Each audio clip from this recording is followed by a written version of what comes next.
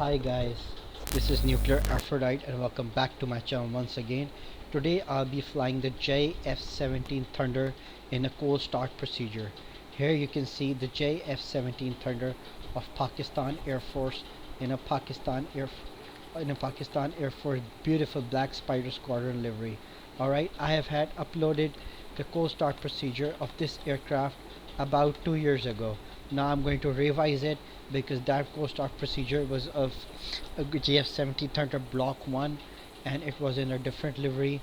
So for guys who are really interested in the Block 2 JF-17 Thunder's cold start procedure, I'm going to help them learn how to start this jet right from the zero. So let's jump inside the cockpit. But before we jump inside the cockpit, I would like to show you guys how real the model of this aircraft is. You can see the fuselage, tail, ailerons, elevator, rudder, engine, nozzle, cockpit, static in-flight refueling probe, canopy and everything. So this is a very real model. So let's jump inside the cockpit. Alright. Now the first thing that I'm going to do is turn on the electric battery switch, alternate current switch, DC direct current switch. Then I'm going to slightly increase the brightness of oxygen and flight test panel warning light. Alright, as soon as I do so, in the avionics activation panel, this is electronic panel, in the avionics activation panel I'm going to press this button,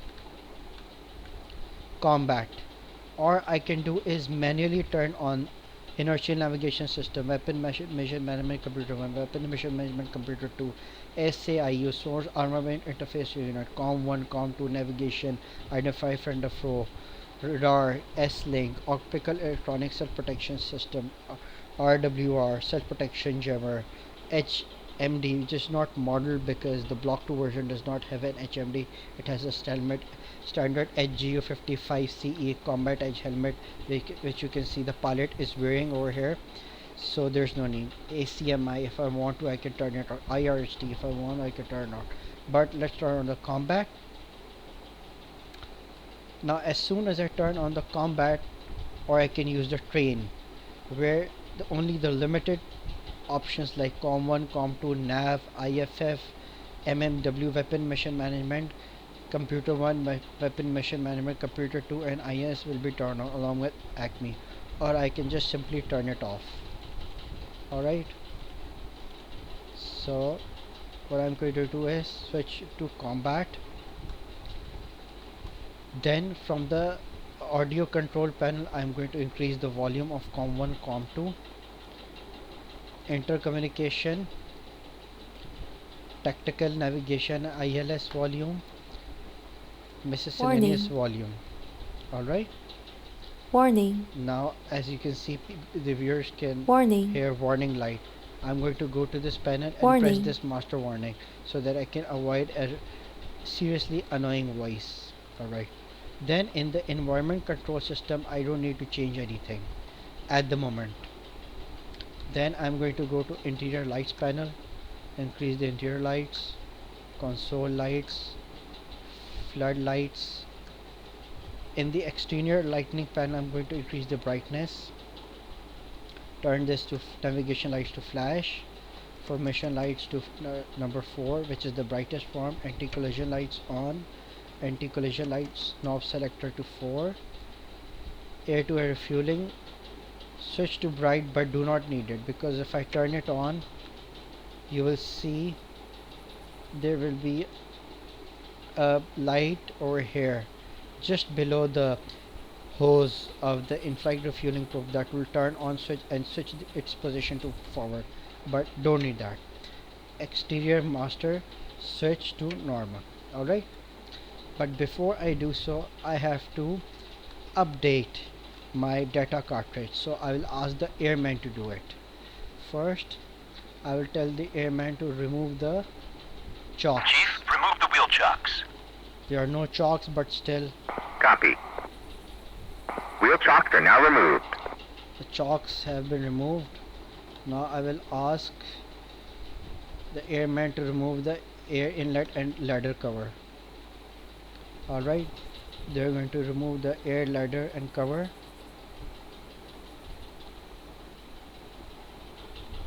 It has been removed.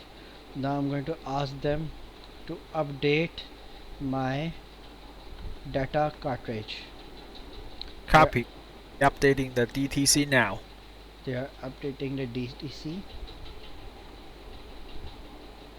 DTC update complete. DTC has been updated, data cartridge. Now I'll ask them to update the INS align data and get the parking coordinates.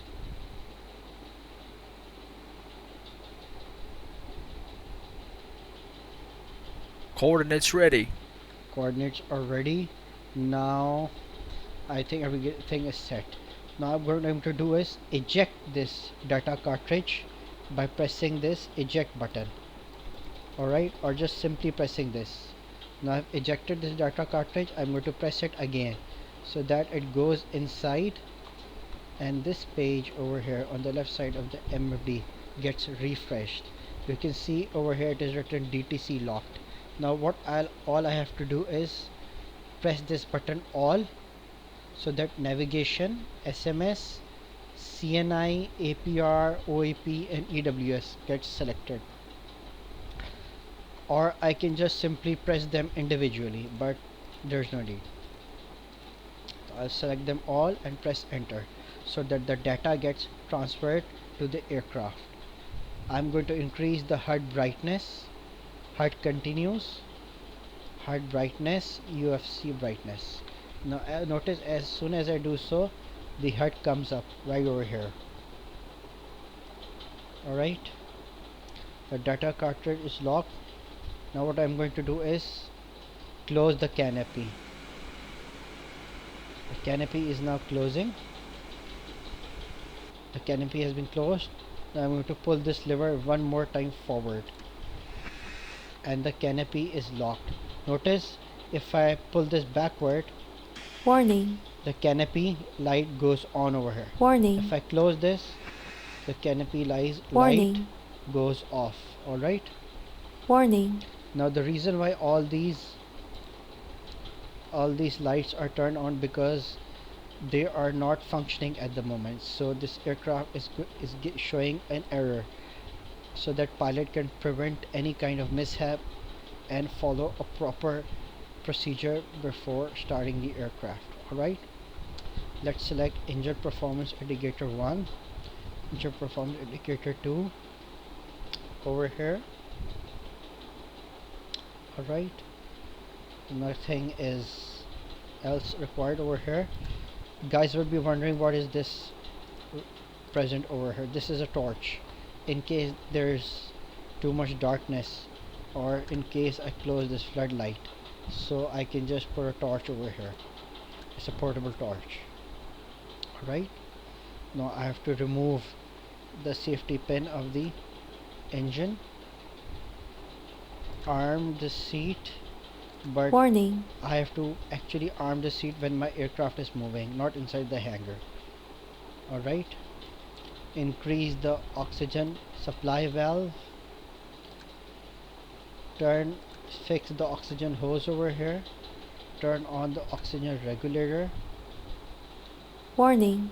and switch it to normal. Warning. So now oxygen is connected. Now what I'm going to do is turn on the start pump. You can hear a noise. Warning. Just as I turn on the start pump, Warning. the start pump light goes off. Turn the taxi lights taxi. Alright, engine control on, flaps down, engine idle detent uncage, throttle friction level full forward, so Warning. I can have a very smooth friction of throttle. Warning. Alright, turn this off again. Alright, engine control turn on. Warning. Fuel valve and fuel active. Warning. And fuel valve is already turned on. Warning. Alright, Afterburner Warning. mode on, starter on the neutral position, surge on. Warning. Now I have to press Warning. ground start button and hold it until Warning. the engine starts running up. Altitude. Warning. Altitude. Alright. I've pressed Warning. it Fuel. Fuel. and Warning. the engine is running. Bingo. Here. Bingo. Bingo. Lock. Warning. They're Lock. just pacing Lock. up. Alright. Warning. Right. By that time I'm going to improve. Select this button. Press the electronic flight instrument system and change this to Warning. 0. Warning. Alright. Warning. So I've changed this to 0. Warning. Alright. Warning. Now as you notice, the aircraft is starting up. The warning lights are going off. Why? Because my aircraft is powering up. As soon as this reaches 70 degrees, that it means my aircraft has reached an idle position, and Warning. yeah, 70.5, and now I can turn this ECS, engine environment control system norm, to normal. Alright. Now the nose wheel steering is Warning. blinking. Warning.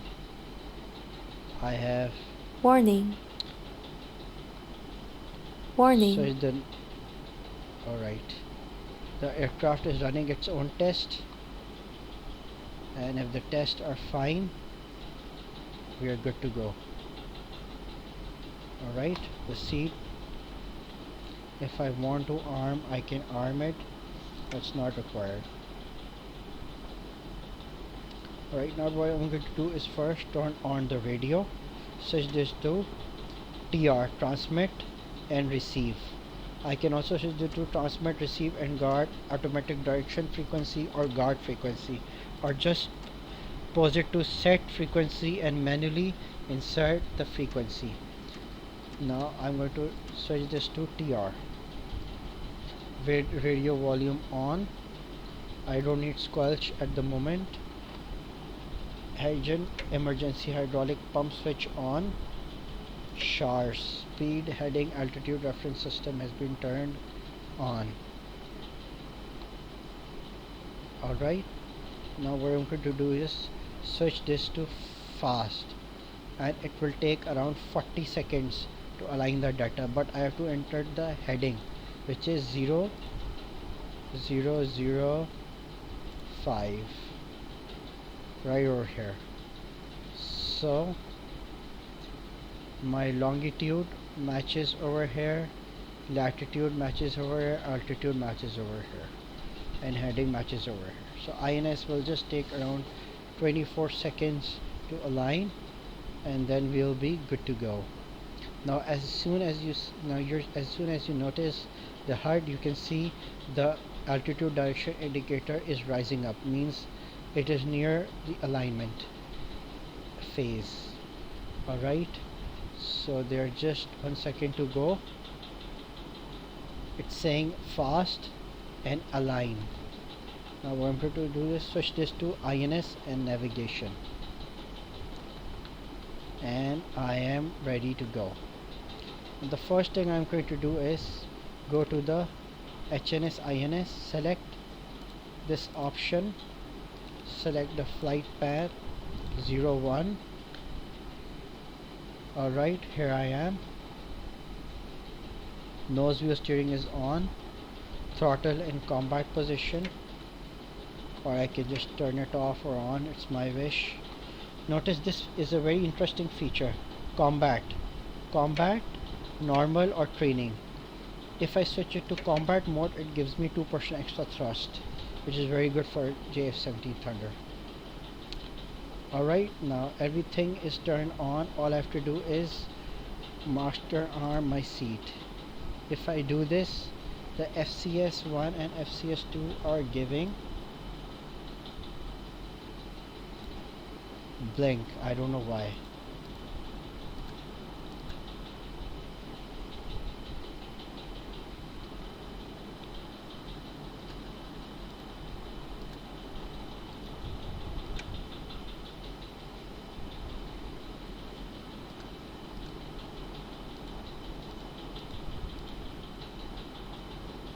Alright.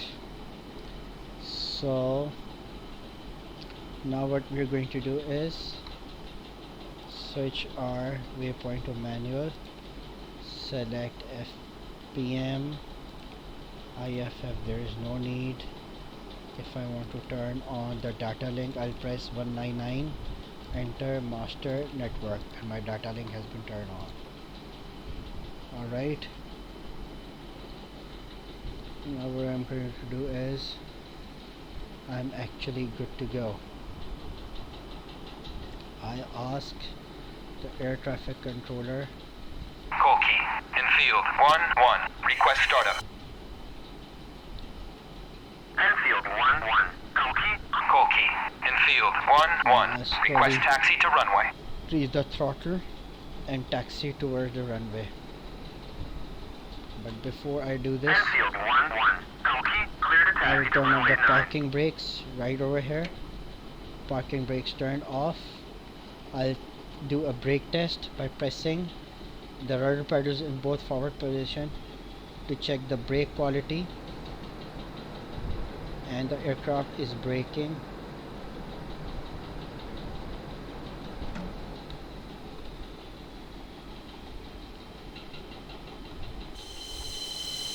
And the aircraft is out of its hangar. All I have to do is go towards the runway and fly this jet.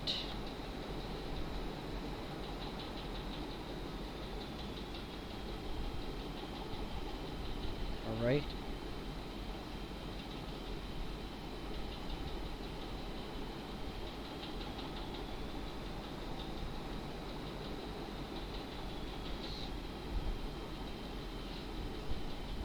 One thing I forgot to tell you, in the avionics failure panel I deliberately simulated this aircraft for the FCS1 or FCS2 failure, just to check that if this aircraft is feasible for a Cobra maneuver.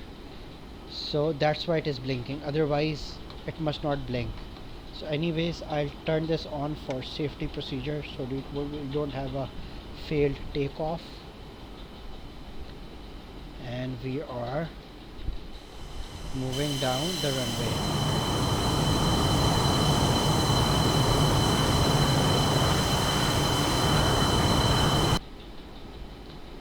Let's throttle up and move this aircraft down the runway.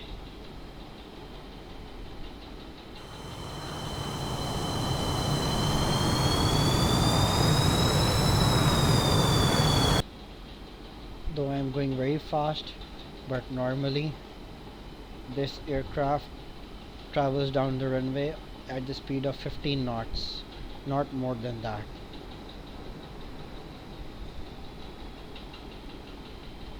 Alright, let's put on some wheel brakes.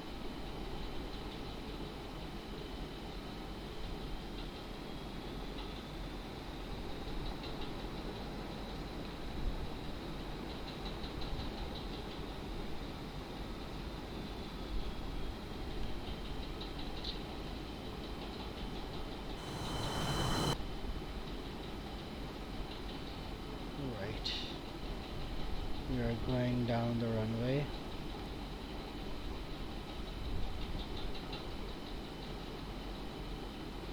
And I will position my aircraft at the very end of the runway. Enfield Just to 1-1. take Hold position. the Enfield very 1-1. maximum Hold position. length of the runway. And call key. In field 1-1. Request takeoff. Enfield 1-1. Call key. Alright. You are cleared for takeoff when ready. Climb 300 at QFE 29.88.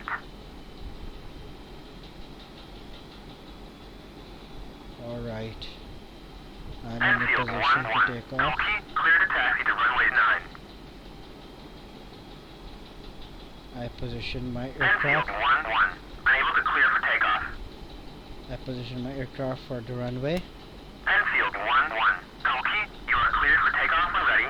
Climb 300 at QFE From final checks 29.88. from the cockpit, the rudders are smooth. The rudders are smooth. Everything's smooth. Everything is smooth and we are good to go. So let's give this aircraft a thrust.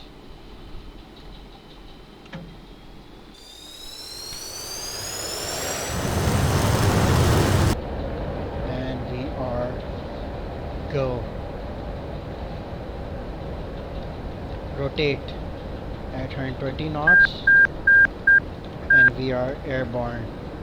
Altitude, altitude, altitude.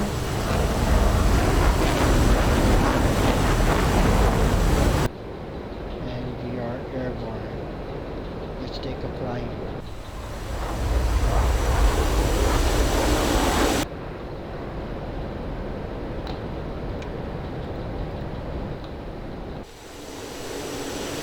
Angle of attack. Angle of attack. Angle of attack. Angle of attack. And we are maneuvering. Now we will be doing some aileron rolls.